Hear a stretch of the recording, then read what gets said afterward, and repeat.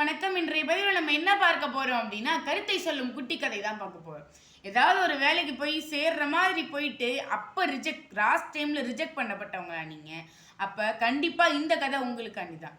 என்ன அப்படின்னா, ஒரு பெரிய சாஃப்ட்வேர் கம்பெனில ஒரு வேலை இருக்கிறதா போர்டு போடுறாங்க.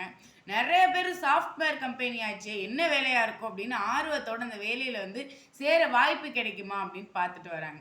அப்படி பார்த்துட்டு வரும்போது அங்கே உள்ளவங்க சொல்றாங்க, இது வெறும் பெரிய வேலையெல்லாம் கிடையாது, தரத்துடைக்கிற வேலைக்கு தான் இவ்வளோ பெரிய போர்டு வச்சிருக்காங்க அப்படின்னு சொன்ன உடனே வந்ததுல பாதி பேர் கிளம்பி போயிடுறாங்க, மீதி பேர் நிற்கிறாங்க. என்னதான் இருந்தாலும் தரத்துடைக்கிறவனா இருந்தாலும் சாஃப்ட்வேர் கம்பெனி தான் நிறையா சம்பளம் கிடைக்கும் அப்படின்னு சொல்லிட்டு நிறைய பேர் நின்ன உடனே அதே மாதிரியே கொஞ்சம் பேர் இருக்காங்க. கொஞ்சம் பேர்கிட்ட இங்கே என்னென்னலாம் நிபந்தனைகள், இங்கே இப்படி தான் இருக்கணும், இதெல்லாம் சரியாக பண்ண முடியுமா, கொஞ்சம் கூட கேர்லெஸ் இருக்கக்கூடாது அப்படின்னு சொல்லிட்டு நிறையா அட்வைஸ்லாம் பண்ணுறாங்க. பண்ணி முடிச்சுட்டு இந்த வேலையில் இருக்க யாருக்கெல்லாம் விருப்பம் அப்படின்னு கேட்குறாங்க.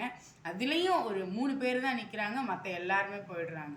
மற்றவங்க எல்லாரும் போனதுக்கப்புறம் அந்த 3ஆவது நபர் என்ன பண்ணிடுறாரு, யோசிச்சுட்டு இந்த வேலையை நமக்கு வேணுமா அப்படின்னு அவரும் போயிடுறாரு. 2 நபர்கள் தான்.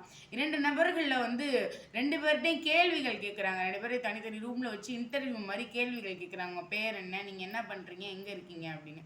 உடனே அதில் ஒருத்தர்கிட்ட கேட்குறாங்க, உங்கள் இமெயில் ஐடி என்ன அப்படின்னு கேட்குறாங்க. அவர் சரியாக சொல்லிடுறாரு. இன்னொருத்தர்கிட்ட கேட்குறாங்க, உங்கள் இமெயில் ஐடி என்ன அப்படின்னு கேட்குறாங்க. இவர் அதெல்லாம் எதுக்கு, தரத்தடிக்கிற வேலைக்கு எதுக்குப்பா இமெயில் ஐடி அப்படின்னு கேட்டாராம். உடனே அது கேட்ட உடனே நீ ரிஜெக்டட், இமெயில் ஐடி சொன்னவன் செலக்டட் அப்படின்னு சொல்லிட்டு அவனை வேலையில் சேர்த்துக்கிறாங்க. இமெயில் ஐடி தெரியாதவனை அனுப்பிச்சி விட்றாங்க. இவருக்கு என்ன பண்ணுறதுனே தெரில, இமெயில் ஐடி தெரியாததுக்குலாம் இப்படி பண்ணுறாங்களே அப்படின்னு சொல்லிட்டு வழியில் போகும்போது அவருக்கு நிறைய வியாபாரம் சம்மந்தமான ஐடியாக்கள், யோசனைகள்லாம் கிடைக்குது. கொஞ்ச நாளில் வெங்காயம் அவர் ஊரில் எந்த காய்கறி கடையுமே இல்லை. அதை கவனித்து அவர் பக்கத்து ஊர்லேருந்து காய்கறிகள் எடுத்துகிட்டு அவர் விற்க ஆரம்பிக்கிறார். கொஞ்சம் நாளாக அவரை விலைகளை ஏற்றுறதும் அவர் அதிகமாக லாபம் பார்க்குறதும் வழக்கமாக போயிடுச்சு. இன்னும் கொஞ்ச நாளில் அவர் கடையில் ஃப்ரெஷ்ஷாக காய்கறி கிடைக்கும் அப்படின்றதுக்காண்டி வெளிநாடுகளில் ஏற்றுமதி செய்கிற அளவுக்கு அவருடைய தொழில் வளர்ந்துருச்சு.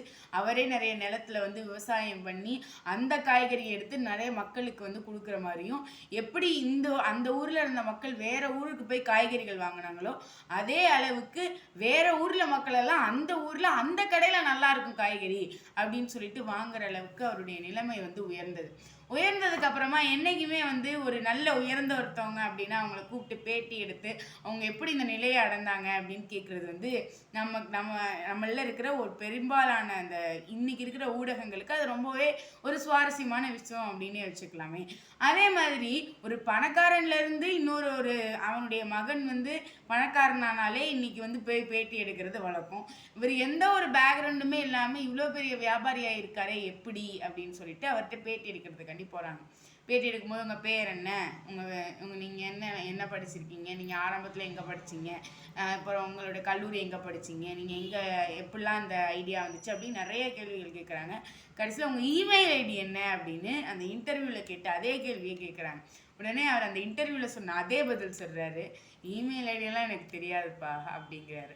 உடனே அந்த பேட்டி எடுக்கிறவர் சொல்கிறாரு, இமெயில் ஐடி தெரியாமல் நீங்கள் எவ்வளோ உயரத்துக்கு வந்திருக்கீங்க, இதுவே இந்த மாதிரி இமெயில் ஐடியெல்லாம் தெரிஞ்சிருந்தா நீங்கள் எவ்வளோ பெரிய உயரத்தில் அடைஞ்சிருப்பீங்க அப்படின்னு. உடனே அந்த வியாபாரி சொன்னாராம், இமெயில் ஐடி தெரிஞ்சிச்சுன்னா ஒன்றும் பிரச்சனை இல்லைப்பா, இந்த இமெயில் ஐடி தெரிஞ்சிருச்சுன்னா இந்நேரம் நான் ஒரு சாஃப்ட்வேர் கம்பெனியில் தரத்துடைக்கிறவனா இருந்திருப்பேன், அந்த இமெயில் ஐடி தெரியாதனால தான் நான் இந்த இடத்துல நிற்கிறேன் அப்படின்னு சொன்னாராம். அந்த பேட்டியாளர் அதிர்ந்து போகிறாராம். இதே மாதிரி தாங்க சில விஷயங்கள் நமக்கு தெரியாததுனால சில இடங்கள் நம்ம ஒதுக்கப்பட்டிருக்கலாம். அதுக்குன்னு அந்த விஷயம் நமக்கு தெரியாதது ஒரு சில நேரத்தில் நல்லதாக கூட அமையலாம். அதனால என்றைக்குமே ஒரு இடத்துல நம்ம வெற்றியே காணணும் அப்படின்னு நினைக்காம நமக்கு எங்கே வெற்றி கிடைக்கணுமோ அந்த இடத்துல கண்டிப்பாக வெற்றி கிடைக்கும். அதனால ரிஜெக்ட் பண்ணதெல்லாம் நினச்சி கவலைப்படாதீங்க, இனிமேல் செலக்ட் ஆகிறதுக்காண்டி வழியை பாருங்க என்று கூறி உங்களிடமிருந்து விடைபெறுவது நான் உங்கள் தீஷா திரவிராஜ். அரசு மாதிரி பள்ளி புதுக்கோட்டையில் கைக்குறிச்சியில் நான் 9ஆம் பயின்று வருகிறேன். நன்றி, வணக்கம்.